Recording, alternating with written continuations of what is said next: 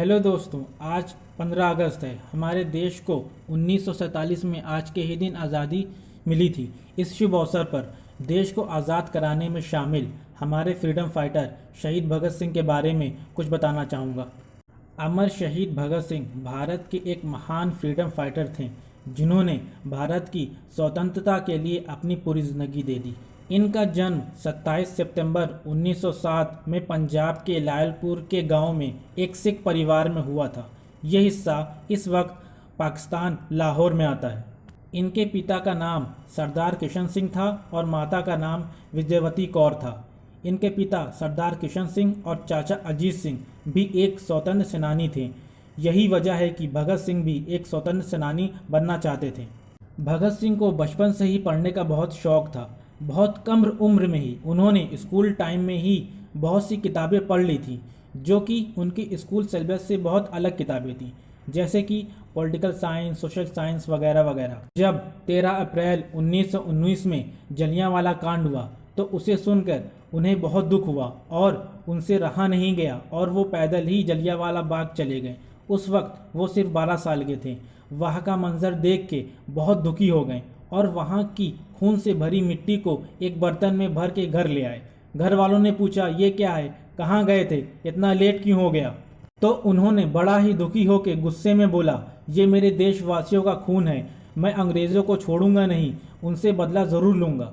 और फिर उन्होंने सिर्फ 13 साल की उम्र में ही स्वतंत्र संग्राम में भाग ले लिया। 1920 में जब गांधी जी ने नॉन कोऑपरेशन मूवमेंट शुरू किया और उनका कहना था कि अहिंसा से ही हम देश को आज़ाद कराएंगे, ये सुनकर भगत सिंह बहुत खुश हुए और गांधी जी के साथ चलने का सोचा। लेकिन उसी दौरान 1922 में चौरी चौरा नाम की एक जगह पे पुलिस स्टेशन के सामने एक बाज़ार में इन लोगों ने एक अंग्रेज़ी शराब और अंग्रेज़ी कपड़े की दुकान के आगे आंदोलन शुरू कर दिया कि बंद करो इस दुकान को, हम अंग्रेज़ी सामान नहीं लेंगे। उस वक्त भगत सिंह की उम्र सिर्फ 14 साल थी। तभी पुलिस वालों ने फायरिंग शुरू कर दी, जिसमें 4 प्रदर्शनकारियों को गोली लगने से मौत हो गई। तभी भीड़ भड़क गई और ये आंदोलन हिंसा में तब्दील हो गया और इन लोगों ने पुलिस स्टेशन में आग लगा दी, जिसमें 17 पुलिस वालों की भी मौत हो गई। इस घटना से गांधी जी बहुत दुखी हुए और बहुत नाराज़ होकर बोले, आप लोगों ने पुलिस वालों को ही जला दिया। और फिर गांधी जी ने नाराज़ होकर नॉन कोऑपरेशन मूवमेंट वापस कि आप लोग इसके लिए तैयार नहीं हैं। तो लोग परेशान हो गए, क्योंकि नॉन कोऑपरेशन मूवमेंट अच्छा चल रहा था और इससे आज़ादी जल्दी मिल सकती थी। भगत सिंह का कहना था, आज़ादी के लिए अब हमें लड़ना ही पड़ेगा। यहाँ से उनके विचारों में क्रांति आ गई। फिर भगत सिंह ने पाकिस्तान के लाला लाजपत राय कॉलेज में एडमिशन ले लिया और वहाँ उन्होंने और किताबें पढ़नी शुरू कर दी। और तभी 1924 के दौरान घर वालों ने इन्हें शादी के लिए बोलने लगे, तो इन्होंने एक चिट्ठी लिखी कि आज़ादी ही मेरी दुल्हन है और रात में ही घर छोड़ करके निकल गए।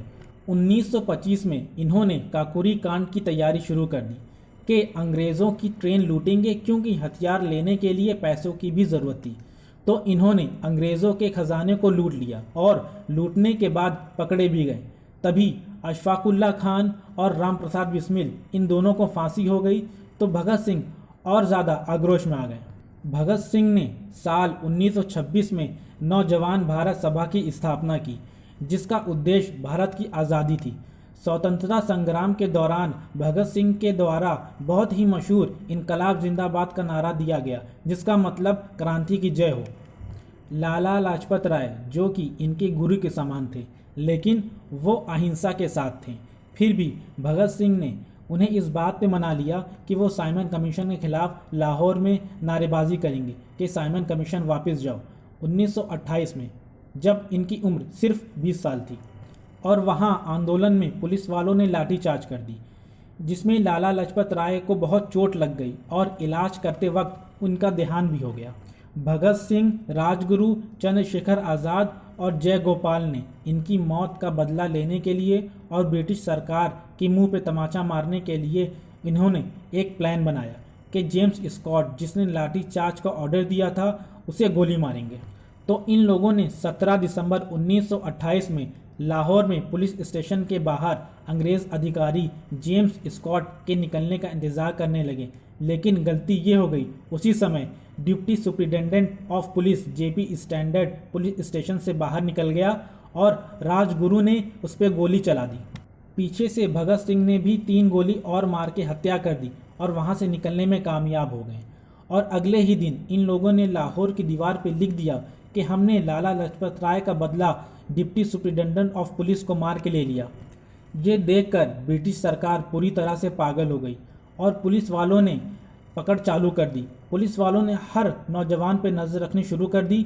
भगत सिंह एक सिख परिवार से थे, लेकिन फिर भी उन्होंने अपनी पगड़ी उतार दी, बाल कटा लिया और दाढ़ी भी शेव कर ली और अंग्रेज़ी हैट लगाकर सूट पहन के ट्रेन में बैठकर निकलने में कामयाब हो गए। और पुलिस वाले लगे थे खोज में, लेकिन वो इन्हीं के चेहरे पहचान नहीं पाए क्योंकि इन्होंने अपना पूरा गेटअप चेंज कर लिया था और वो ट्रेन से कलकत्ता निकल गए। भगत सिंह यहीं नहीं रुके, देश भर में एक बड़ी आवाज़ सुनाने के लिए इन्होंने 8 अप्रैल 1929 को ब्रिटिश सेंट्रल असेंबली में बम फेंकने का प्लान बनाया और भगत सिंह ने एक लो डेंसिटी का बम बनाया और बटुकेश्वर दत्त को अपने साथ लिया और कुछ पर्चे भी बनाए जिस पे लिखा था बहरों को सुनाने के लिए धमाका ज़रूरी है। 8 अप्रैल 1929 की सुबह ब्रिटिश सेंट्रल असेंबली पहुंचे और वहां एक खाली जगह देख के बम फेंक दिया और पर्चे को हवा में उड़ा दिया। उनका मकसद किसी को नुकसान पहुंचाना या मारना नहीं था, वो सिर्फ अपनी आवाज़ बुलंद करना चाहते थे और वो चाहते तो धुएं में वहाँ से बाहर निकल सकते थे, लेकिन वो वहीं खड़े रहें और नारे लगाते रहें, इनकलाब जिंदाबाद, इनकलाब जिंदाबाद।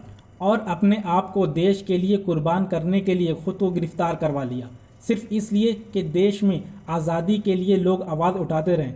सोचिए दोस्तों, उस वक्त उनकी उम्र सिर्फ 21 साल थी और उनके अंदर इतना सारा जोश था। ब्रिटिश सरकार ने भगत सिंह और बटुकेश्वर दत्त को 2 साल की जेल और फांसी की सज़ा सुना दी।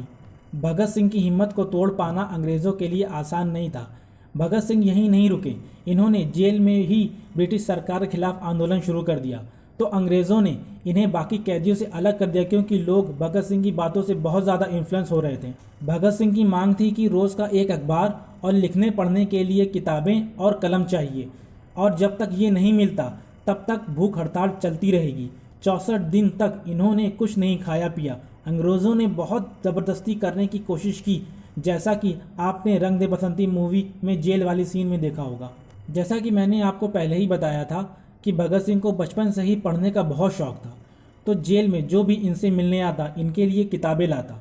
इस दौरान उन्होंने तकरीबन 200 से ज़्यादा किताबें जेल में पढ़ ली थी। 24 मार्च 1931 की सुबह का वक्त तय किया गया इनकी फांसी का। देश में ये बात फैल गई। ब्रिटिश सरकार को डर लगने लगा कि इतनी भीड़ आ गई तो कहीं दंगे ना हो जाएं, इसलिए एक दिन पहले 23 मार्च 1931 की रात को भगत सिंह को फांसी दे दी गई। फांसी देने से पहले भगत सिंह ने बोला, सिर पे कपड़े नहीं बांधना और ना ही हमारे हाथ बांधना। तो अंग्रेज़ों ने बोला, ठीक है, हाथ नहीं बांधेंगे लेकिन सिर पे कपड़ा लगाना ज़रूरी है। ये चिल्लाते रहे इनकलाब जिंदाबाद, इनकलाब जिंदाबाद और नारे लगाते लगाते फांसी के झूले पे झूल गए। तो इस तरह 23 मार्च 1931 को भगत सिंह, सुखदेव थापर और शिव राम राजगुरु के साथ फांसी दे दी गई और वो शहीद हो गए। 23 मार्च को भारत में शहीद दिवस मना के उन्हें याद किया जाता है। दोस्तों, आज भी बहुत लोग भगत सिंह को हिंसा पे चलने वाला फ्रीडम फाइटर मानते हैं, लेकिन इसके साथ साथ उन्हें किताबें पढ़ने का भी बहुत शौक़ था, जातिवाद के भी खिलाफ थे और देश की गरीबी को ख़त्म करना भी चाहते थे। उम्मीद है आपको ये वीडियो पसंद आई होगी। अगर पसंद आई तो लाइक करिए।